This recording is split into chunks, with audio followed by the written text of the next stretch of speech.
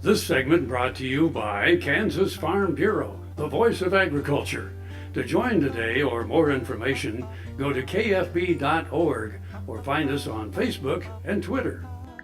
Well, you all know how fond I am of our anniversaries, the 150th, the 200th, all the anniversaries we've been experiencing and will be for the next few years. One of the more tragic stories in Kansas history is that of the Spillman Creek Raid in May of 1869.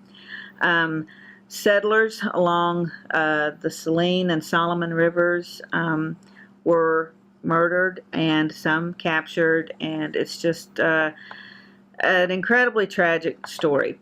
The good folks of Lincoln, Kansas, of course, again, just one of our favorite places, and we've been involved with so many events there in Lincoln, will be commemorating, celebrating is not the right word, but commemorating those events. So that will be on Friday and Saturday, mostly on Saturday.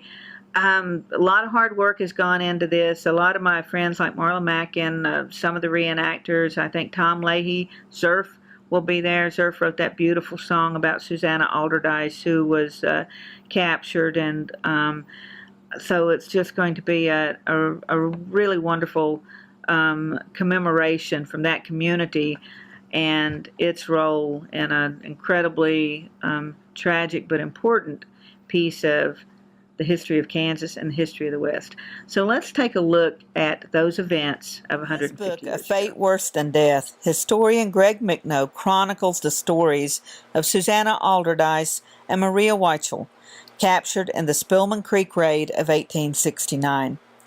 Susanna was already a war widow with 2 children when she married Tom Alderdice, a galvanized Yankee.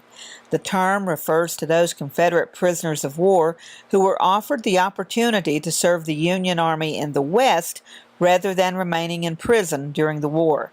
The couple soon had 2 more children, and Susanna was again expecting. Maria was typical of the German and Swiss immigrants settling the area. Widely regarded as a beautiful woman, she was also part of a well-to-do family and owned several silk dresses as a result. The Indians raiding in the area were mostly Cheyennes, led by Tall Bull. During the last week of May 1869, the raiding party killed 14 civilians.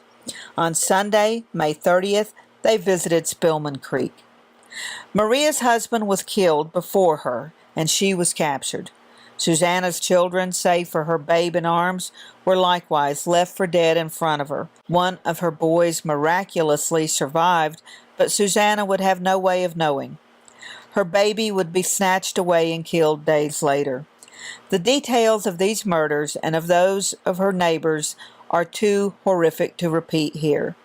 Upon hearing the news, Tom Alderdice, who only months earlier had been one of the Forsyth Scouts pinned down in battle with the Cheyennes on the Arickaree, made a piteous plea to the military to find his wife. The raid made national news and spread terror throughout Kansas and neighboring Nebraska and Colorado territory.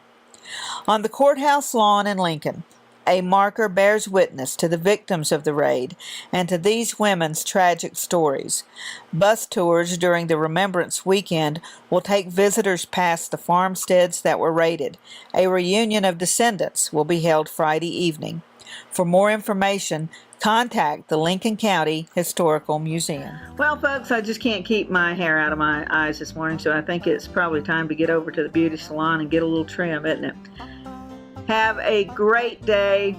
It's been wonderful being with you this morning. We'll see you somewhere around Kansas.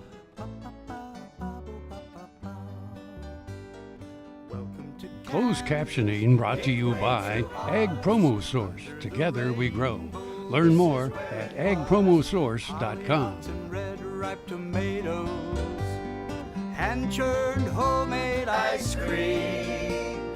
Let me tell you, Kansas is more than tornadoes. We're the best part of Dorothy Stream. We're the best part of Dorothy Stream.